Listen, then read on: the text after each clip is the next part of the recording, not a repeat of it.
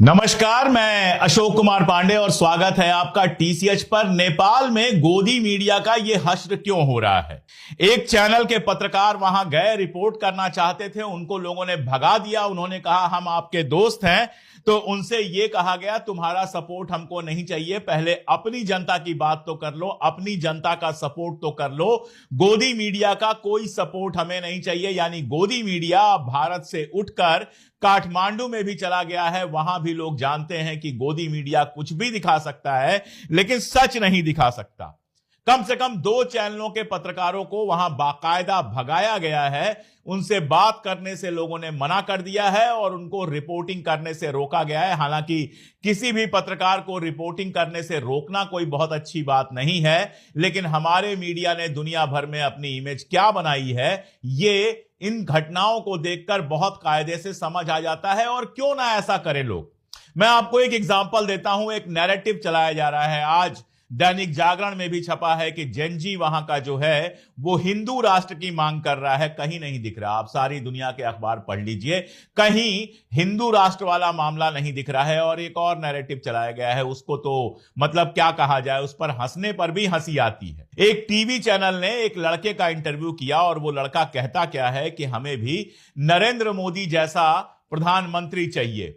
एक दूसरा TV channel भी पहुंच गया उसी लड़के के पास, क्योंकि कोई और तो मिला नहीं, और उसी लड़के से वही बात कहलवा ली। अब उस लड़के से पैसे देके कहलवाया गया है, या उस लड़के ने अपने मन से कहा है, हम नहीं जानते। लेकिन पूरे नेपाल में एक लड़का मिला जो कह रहा है कि हमको भी नरेंद्र मोदी जैसे प्रधानमंत्री चाहिए।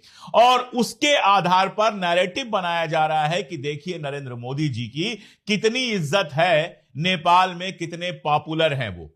अगर आप यही सब करेंगे, अगर इसी नाटक में 24 घंटे लगे रहेंगे, इंटरनेशनल न्यूज कवर करने जाएंगे और वहां पर भी आपके दिमाग में रहेगा कि मालिक ने कहा है कि मोदी जी को कैसे भी भगवान बनाना है, तो वही होगा जो वहां पर पत्रकारों के साथ हो रहा है। भगाया जाएगा, डांटा जाएगा और आपके मुंह पे कह दिया जाएगा कि गोदी मीडिया से हमें कोई बात नहीं करनी है।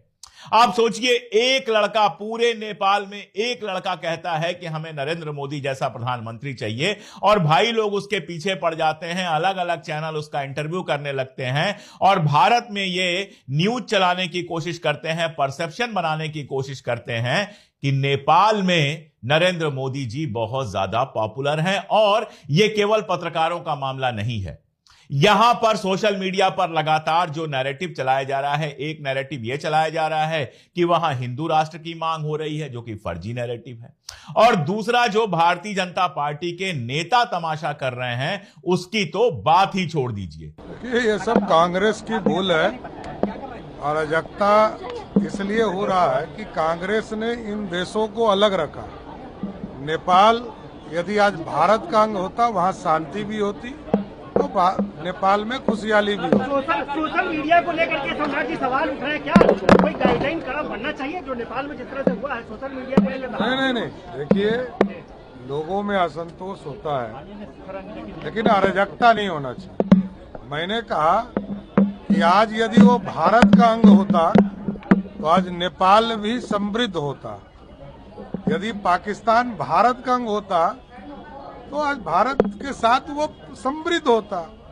मैं तो स्पष्ट कह रहा हूं कि ये कांग्रेस की भूल है, जिसके चलते हमको ये झेलना पड़ रहा है। ये जिनको आपने देखा, ये कोई छोटे मोटे नेता नहीं है कि छुट भैया यहां वहां के नेता हैं, ये सम्राट चौधरी हैं। और ये जो सम्राट चौधरी हैं, ये बिहार के उप मुख्यमंत्री हैं, भारतीय जनता पार्टी के बड़े नेता हैं। इनका मानना है कि नेहरू जी को या कांग्रेस को नेपाल को अपने में मिला लेना चाहिए था। क्यों भाई?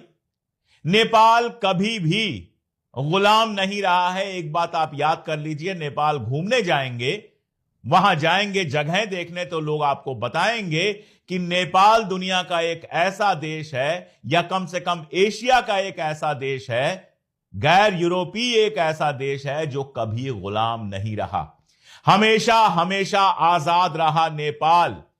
ना तो नेपाल के ऊपर मुगलों का शासन था, ना तो नेपाल के ऊपर अंग्रेजों का शासन था, और ना ही नेपाल कभी भारत का उस तरह से हिस्सा था।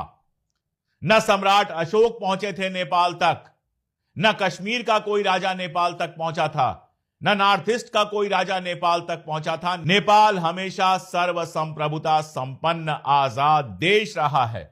नेपाल का नागरिक बड़े शान से यह बात कहता है कि हम कभी गुलाम नहीं रहे।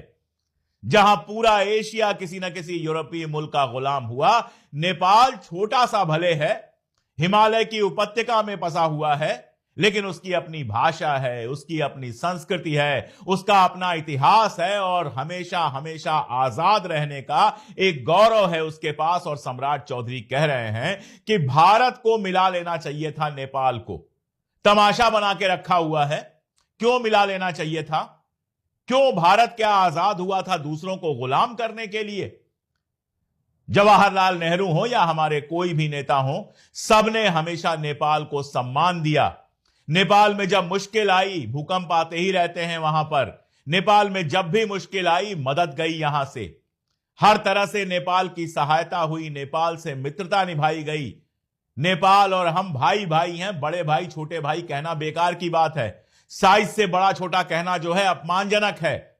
बराबर का भाई आप मानेंगे तब सम्मान मिलेगा। वो भी एक आजाद मुल्क है जिसका अपना झंडा है, जिसका अपना संविधान है, और हम भी एक आजाद मुल्क है जिसका अपना झंडा और अपना संविधान है। तो नेपाल हमारा भाई रहा है, नेपाल हमारा मित्र रहा है, नेपाल के साथ हमारे अच्छे रिश्ते रहे हैं, और नेपाल हमेशा हमेशा एक खुद मुख्तार मुल्क रहा है, सर्वसंप्रभुता संपन्न